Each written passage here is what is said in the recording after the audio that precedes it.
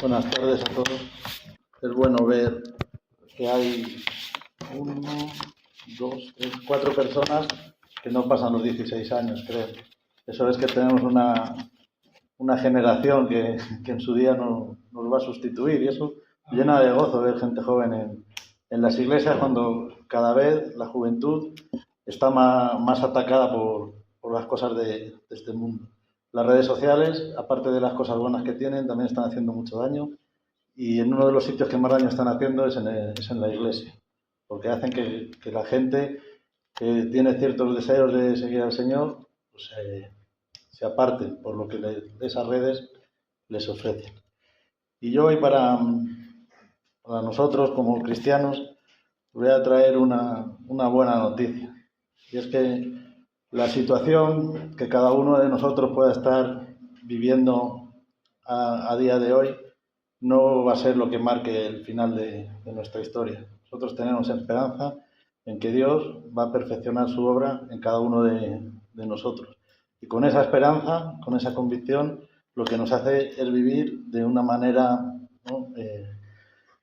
Con gozo. Nuestra cara manifiesta alegría, nuestra cara manifiesta paz y nuestra cara manifiesta tranquilidad, a pesar de la situación que podamos estar viviendo cada uno, sea de enfermedad, sean situaciones adversas que vienen. Hablaban de situaciones económicas, muertes de seres queridos, abusos que hayamos podido recibir por parte de otras personas y cosas de estas. Y me leía en Juan, en el capítulo 11, sobre la muerte de Lázaro.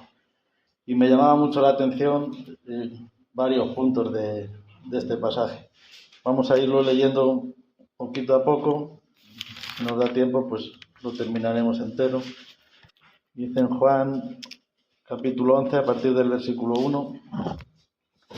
Dice: estaba entonces enfermo uno llamado Lázaro, de Betania, la aldea de María y de Marta, su hermana. María, cuyo hermano Lázaro estaba enfermo, fue la que ungió al Señor con perfume y le enjugó los pies con sus cabellos. Enviaron pues las hermanas para decir a Jesús: Señor, he aquí, el que amas está enfermo.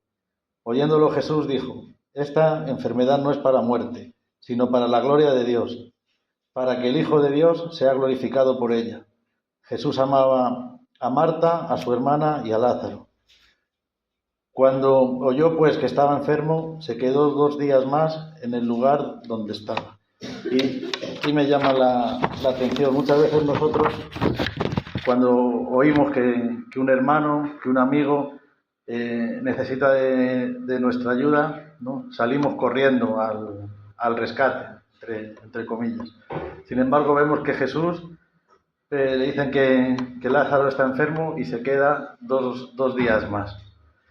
Y bueno, en estos primeros versículos podemos ver que dice que Jesús amaba a Marta, a María y a Lázaro. Y aunque hubiera importantes diferencias en el carácter de cada uno de ellos, ¿no?, por lo que nos cuenta la Biblia, sabemos que Marta dice que estaba afanada y turbada con muchos quehaceres. María, sin embargo, estaba a los pies de Jesús, ¿no?, escuchándole, escuchando su palabra. Y de Lázaro, pues no, la verdad que no nos cuenta gran cosa. Muchas veces nosotros en casa, con nuestros hijos, con nuestros familiares, tenemos algunas preferencias, ¿no? Siempre está el dicho ese de mi hijo favorito es este. Y aunque decimos que queremos a todos por igual, no, siempre hay alguno que nos hace un poquito más de tilín que otro. Sin embargo, Jesús no es así. Jesús ama a todos por igual. Amaba a Marta en sus afanes, amaba a María a sus pies y amaba a Lázaro de la misma manera. Me gusta aquí que dice: esta enfermedad no es para muerte, ¿no? Aquí también podemos ver que a pesar de la estrecha relación que había entre Jesús y estos hermanos, a pesar de todo lo que les amaba, permitió que Lázaro enfermara. Nos dice que era para que Dios sea glorificado por ello. Y esto no, yo aquí veía 2 puntos. Uno, que la enfermedad no podemos interpretarla siempre, o no podemos deducir siempre que es por un castigo o por un enfado de Dios hacia nosotros. Y también otro punto es que nosotros como cristianos nos enfermamos y morimos que cualquier otra persona, aunque no crean. Y cuando muchas veces atravesamos por diferentes pruebas, Dios tiene un propósito para nuestras vidas. Nosotros no lo conocemos de antemano. Pero sí es verdad que nuestro pensamiento enseguida empieza a funcionar. ¿Y por qué Dios permite que pase por esta situación? ¿Por qué Dios se ha olvidado de mí? ¿Por qué Dios me ha abandonado? ¿Por qué Dios permite que sufra esto? ¿Por qué Dios permite que pase lo otro? Pero lo que tenemos que tener claro es que para nuestra vida Dios tiene un propósito y Él lo va a cumplir. Claro que muchas veces hemos dicho que la vida como cristianos no es un camino de rosas, que tenemos que pasar por diversas pruebas. Y esas pruebas y esas situaciones difíciles son las que van a curtir nuestro carácter como cristianos, los que nos van a ir formando como personas que amamos a Dios y como personas que queremos anunciar las buenas nuevas allá por donde vayamos. Y había una cosa que cuando fuimos en enero a la clase de CTK en Madrid, yo nunca había estado en clase presencial, siempre lo había hecho online, y me llamó mucho la atención en la entrada de la iglesia donde se hacen, había un póster con un mapa de España todo negro con muchas lucecitas rojas.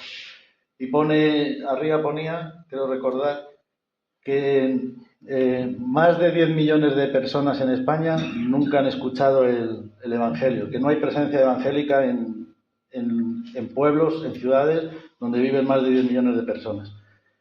Y cuando leí eso, digamos, mi corazón se entristeció, ¿no? Y yo en ese momento estaba en un proceso estaba esperando que si me concedían una incapacidad permanente, al final me la han concedido, pero yo decía, Señor, si me dan la incapacidad permanente, primero el egoísmo, claro, primero pedir por mí y luego a ver qué puedo hacer.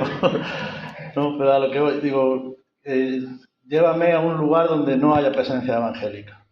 No se trata, a lo mejor, tanto de ser un gran predicador, no se trata de ser un pastor, no sé, lo que él quiera, pero sí de ir a un sitio donde haya presencia evangélica y poder hablar de lo que Dios ha hecho en mi vida y de lo que puedo hacer en la vida de cada persona con la que me cruce. Bueno, pasan los meses y me llega la carta de la Seguridad Social que me han concedido una incapacidad permanente y entonces con una pensión pequeñita. El primer impulso fue, ¡uf! Pero hubo un rebote enseguida y dijo, no, gracias Señor. ¿Por qué? Pues muy fácil.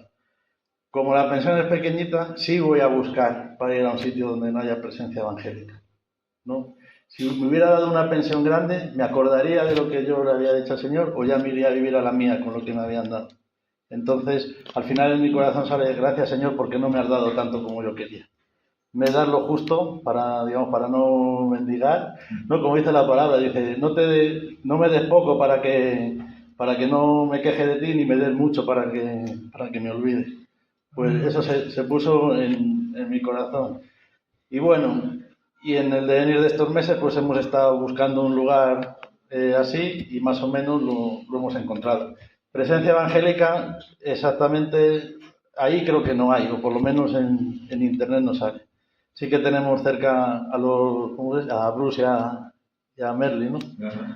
Les tenemos a media horita, entonces el deseo ahora de nuestro corazón es poder hacer algo con ellos por allí.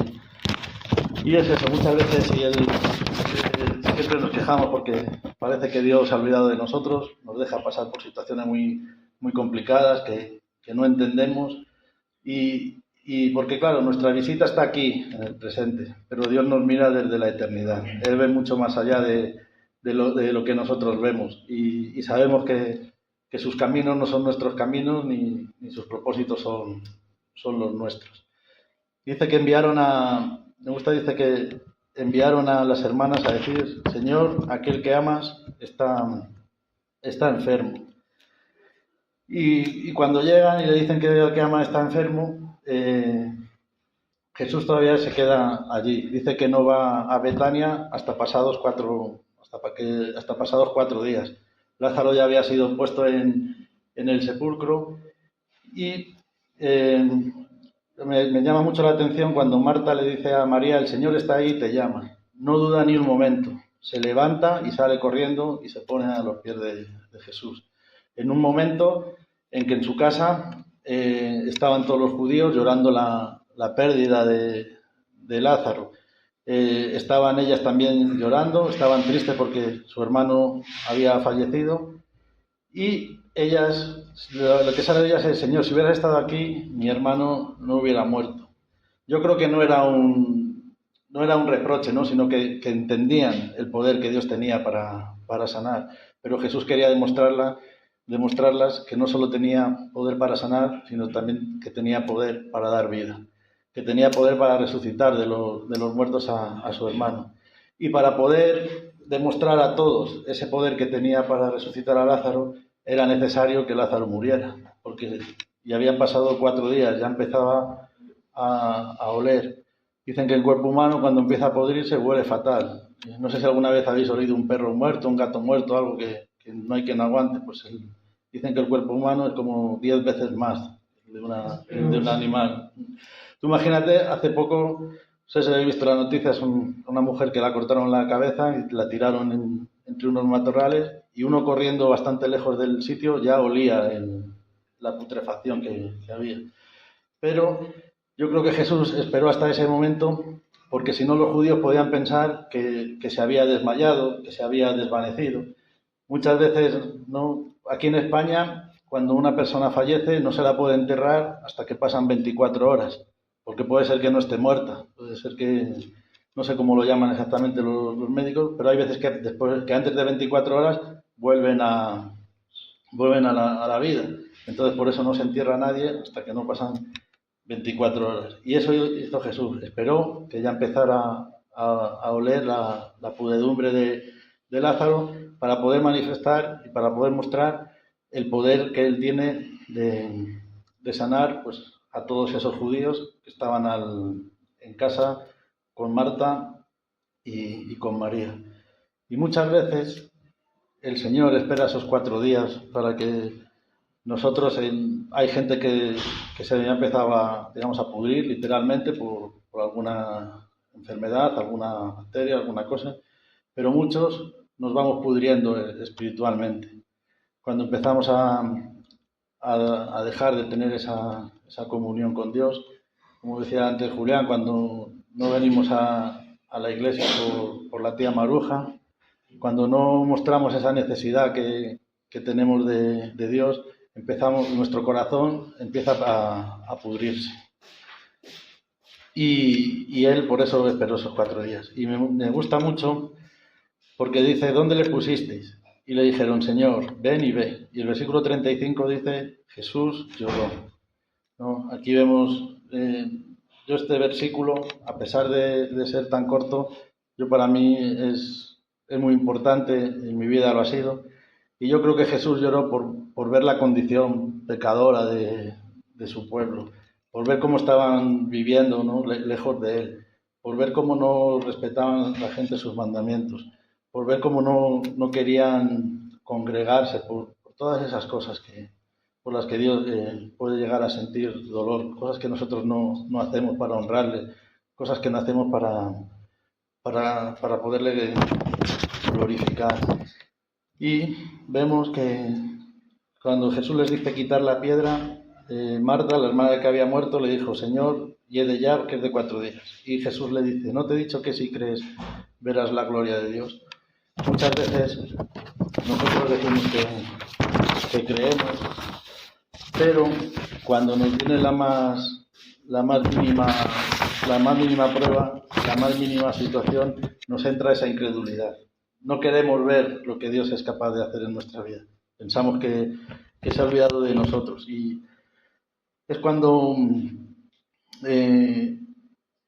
sufrimos ese tiempo de espera, a que Dios actúe en nosotros, cuando muchas veces creemos que Él se ha olvidado de nosotros, que no va a hacer nada en la situación que estamos atravesando, ahí es cuando experimentamos una mayor necesidad de acercarnos a Él. Es cuando experimentamos esas ganas de leer la palabra.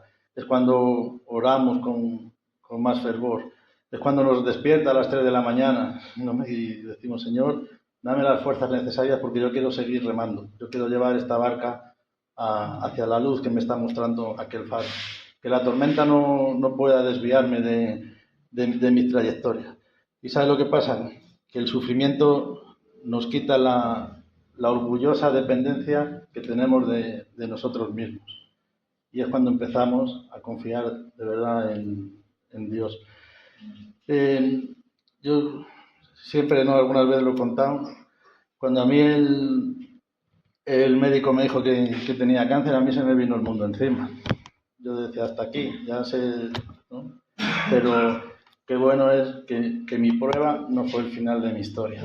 Mi prueba sirvió para fortalecerme cada vez más en el Señor, para poder testificar de que tenemos un Dios que es todopoderoso, que muchas veces nos hace pasar por situaciones que no entendemos, que no nos gustan, sí, pero ¿cuál es el resultado final? Nuestra fortaleza como cristianos y sobre todo, como decía él, no te he dicho que si crees verás la gloria de Dios.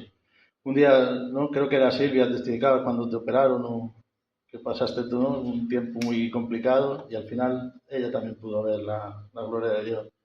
Marisela le comentaba antes a Jesús, digo, esa niña que ves es un milagro de Dios, ¿verdad?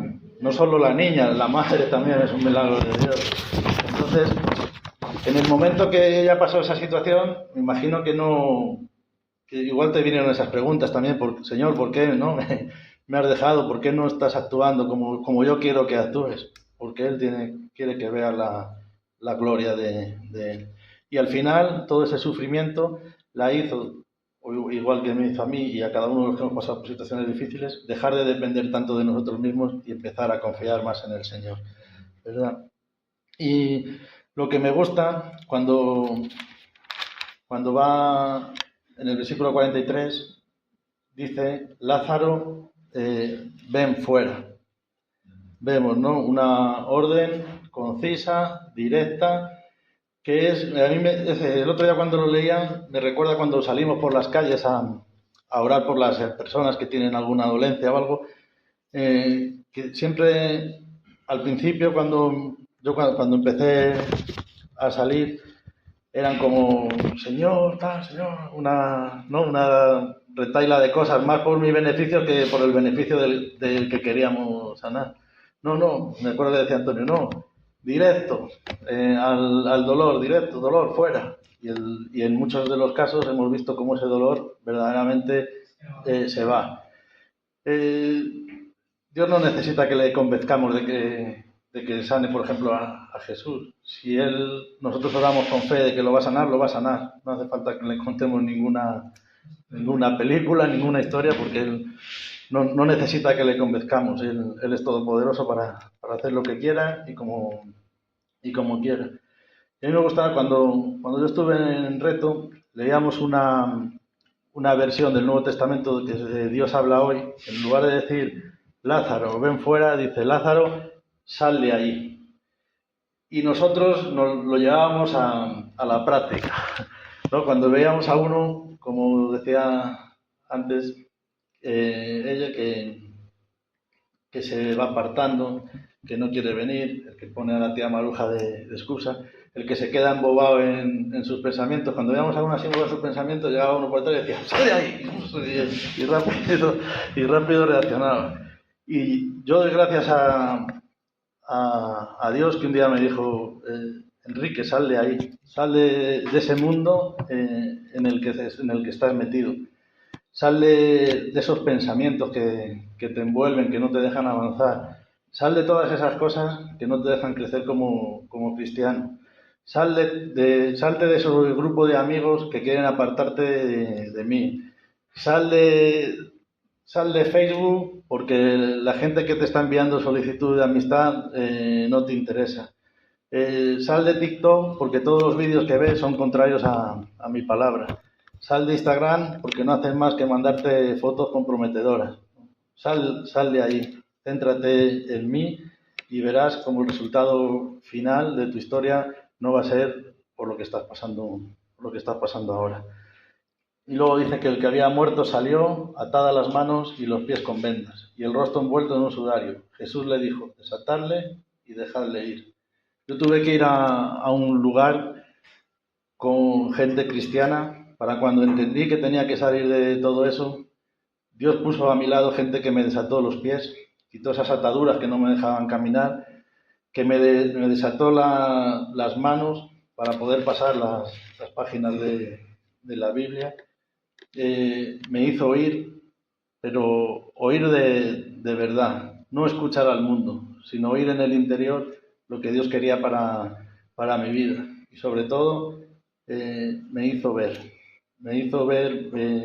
como te decía antes, más desde lo alto y no tanto una visión humana de lo que hay a mi alrededor, sino de lo que Dios quería mostrarme.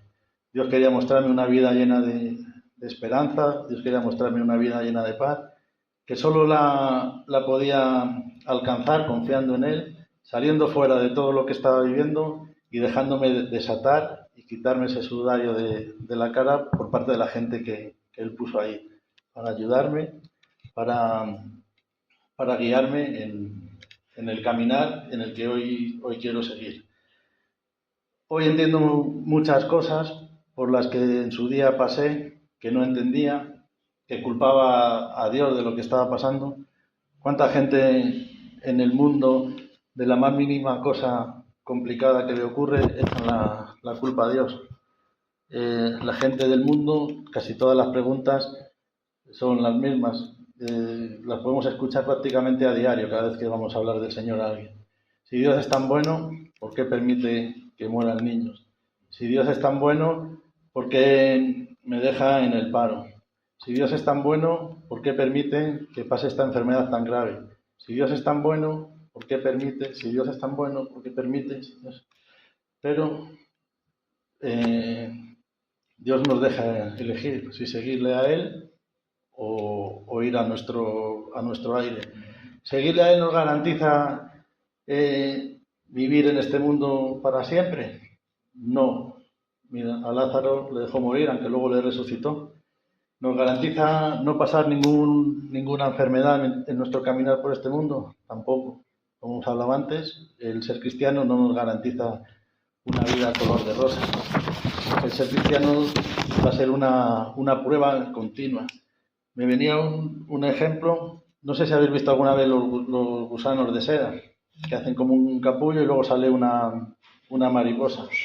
Esa mariposa necesita por sí misma ir rompiendo los hilos y salir volando. Nosotros yo te lo digo porque de niño lo he hecho y no es buena idea. Nosotros muchas veces en nuestro entendimiento, en nuestra sabiduría, voy a quitarle yo los hilos y que la mariposa vuele. Eso es lo peor, porque la mariposa necesita irlo quitando ella para que se le fortalezcan las alas y las patas. Si nosotros la ayudamos, esa mariposa va a morir enseguida, porque no tiene ni las alas formadas ni las patas firmes. Pero nosotros, en nuestro entendimiento, vamos a ayudar. Y muchas veces la mejor ayuda que podemos brindar a alguien es dejarle que pase por las situaciones solo. Sí, es verdad que debemos de orar por ellos para que sea el Señor el que le guíe, pero como dice la palabra, los desiertos los tenemos que pasar cada uno. Y además son buenos porque son los que van a fortalecer nuestra fe y los que van a forjar nuestro carácter como cristianos. Yo no me imagino un cristiano que todo le vaya bien, que todo le salga a la perfección, que ¡ay, qué bendición, ay, qué bendición! Sí, la bendición también está en las pruebas, la bendición también está en las dificultades. La bendición también tenemos que verla en las enfermedades, en la muerte de un ser querido. Yo siempre recuerdo la escena de esta película de Reto de Valientes, que a uno de los policías le matan a la niña, la niña tenía creo que 9 años, y él se enfadó con Dios y le reprochaba que por qué había permitido que un delincuente, ¿no?, matara a su hija. Y él llega un día que se va con el coche en un sitio donde estuvo bailando con ella y dice: gracias Dios por los 9 años que me has permitido disfrutar de esta niña. Porque y él entendió, dice, la amaba tanto que no ha podido resistirse a llevársela. Eso es, en esa prueba, ese hombre fortaleció su fe, ese hombre creció espiritualmente muchísimo. Y ese hombre tenía otro hijo al que había, como digamos, dejado de lado por la muerte de su hija y estaba creando un ambiente de lucha entre ellos muy, muy fuerte, como que culpaba al hijo mayor de la muerte de la niña pequeña. Pero al final Dios le dio la sabiduría digamos, para restablecer los lazos familiares, los lazos de amor con su hijo y poderle cuidar de la manera que debía. Entonces, muchas veces no vamos a entender el propósito que Dios tiene para nuestras vidas hasta que no llegue el fin de la historia que estamos viviendo. Y pues los judíos, cuando Jesús lloró, decían que mirar cómo le amaba, ¿no? Si en nuestro entendimiento podemos decir, mirar cómo le amaba, porque le había resucitado de los muertos, yo me imagino, ¿no? Cómo nos ama cuando se entregó en la cruz del Calvario por cada uno de nosotros, cuando derramó su sangre por ti, por mí, cada uno de los que estamos aquí.